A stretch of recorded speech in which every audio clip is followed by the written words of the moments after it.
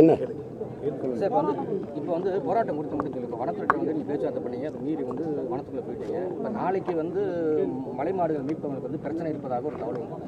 மலை மாடு மேய்ப்பவங்களுக்கு நாளைக்கு மேலே மேய்க்க விட மாட்டாங்க அப்படின்னு சொல்லி வனத்துறை தகவல். அதான் மறுபடியும் அப்புறம் தீவிரமாக நாங்கள் போராட்டத்தை எடுப்போம். எங்களுக்கு வேறு வேலை என்ன இருக்குது?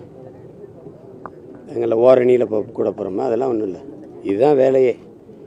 என்ன கோரிக்கை வைக்கிறோம் என்னங்கிறது கவனத்தில் எடுக்காமல் சும்மா தேவையில்லாமல் போகாத மேய்க்காத என்ன அப்படி.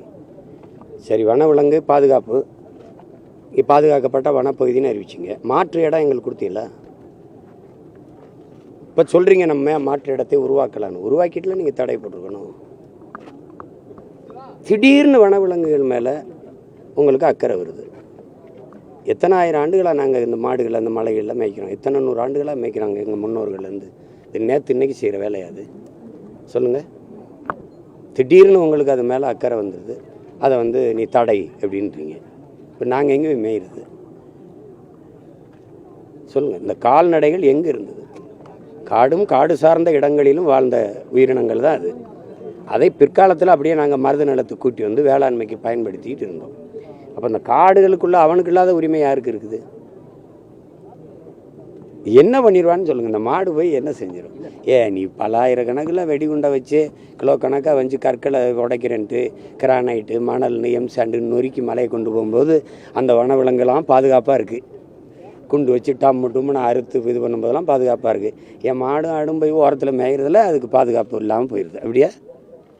இதில் ஏற்புடையதாக இருந்தால் சொல்லுங்கள். நாங்கள் இப்போ இந்த போராட்டங்களை செய்கிறத விட்டுறோம். என்னது கொடுமையாக இருக்குது. 1.5 லட்சம் மாடு இருந்த இடத்துல 5000 மாடாக குறுக்கிட்டீங்க. எல்லாம் அடிமாடாக கறிக்கு ஓடிட்டு. கால்நடைக்குன்னு ஒரு துறை வச்சுருக்கு. அது இதை பற்றி கவலைப்பட்டிருக்கா? பால் வளத்துறைன்னு இருக்குது. பால் எங்கேருந்து வரும்? குழாயில் திருநா வருமா? மாடு இல்லாமல் எங்கே பால் வரும்? அது பற்றி அந்த 2 துறைகள் இதுக்கு வச்சுருக்கு. அரசு வச்சுருக்குல்ல. அரசு பால் விற்கிது, மாடு மேய்க்காது. எப்படி இருக்குது? கால்நடை துறை வச்சுருக்கு. அந்த கால்நடை பற்றி அது கவலையே படாது. அதுக்கு ஒரு அமைச்சர், அதுக்கு ஒரு தண்டை சம்பளம் கர்மாந்திரம். வேறு ஏதாவது கேளுங்க.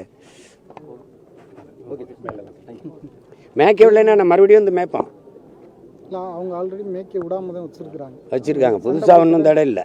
ஒரு கென்னடி இங்கே சண்டை போட்டு ரொம்ப நாளாக போராடிட்டு இருக்காப்புல ஒரு அமைப்பை வச்சு. இது ஒரு கோரிக்கை தான். ஆட்சியாளர்களுக்கு, அதிகாரத்தில் இருப்பவங்களுக்கு ஒரு கோரிக்கை தான். எங்களையும் பாரு, எங்கள் கோரிக்கையை கவனத்தில் எடு. திடீர்னு நீ பாட்டு ஒரே ராத்திரியில் பணம் செல்லாதுங்க மாதிரி மேய்க்காத அப்படின்னா நான் இங்கே போகிறதுன்றல.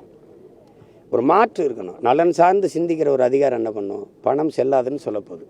1000 ரூபா செல்லாது. சரி, இப்போ 2000 ரூபா தான் செல்லும் அப்படின்னா 2000 ரூபாயை அச்சிட்டு போதிய அளவிற்கு புழக்கத்துக்கு வங்கிகளில் கொண்டாந்து சேமிச்சிட்டுல செல்லாதுன்னு சொல்லியிருக்கணும். அப்படி தானே சொல்லியிருக்கணும். டப்புன்னு நீங்கள் பாட்டு சொல்லிட்டீங்க. நாளையிலேருந்து யாரும் சோறு திங்காதுன்னா மாற்ற எது திங்கிறது? அப்புறம் சோறை திங்காமேன்னு கேட்பான்ல. அப்போ இதை சாப்பிடாதுன்னு சொன்னால் சரி. மாட்டுக்கறி சாப்பிடாத அப்படின்னா சாப்பிடல. முதல்ல நீ என் உணவை உறுதி செய், அப்புறம் நான் எதை சாப்பிட்றதுன்னு முடிவு செய். அப்போ எனக்கு மேய்ச்சல் இடம் இதுன்னு சொல்லு, அதை உறுதி செய். அப்புறமா நீ இந்த சட்டத்தை முடிவு செய். அதை விட்டு நீ மாட்டுக்கு மேய்க்காத அப்படின்னா எங்கே போய் மேய்க்கிறது?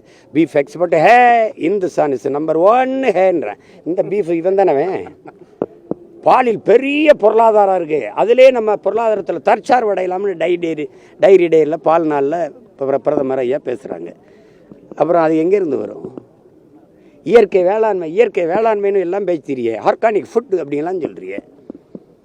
ஆடு மாட்டு கழிவு இல்லாமல் இயற்கை உரம் எது? இந்த மூளை சிந்திக்காத அதையெல்லாம் கொடுமை. பிளே ஸ்டோர் மற்றும் ஆப் ஸ்டோரில் இருந்து பாலிமர் செயலியை QR கோடு மூலம் பதிவிறக்கம் செய்யுங்கள். செய்திகளை உடனுக்குடன் பெறுங்கள்.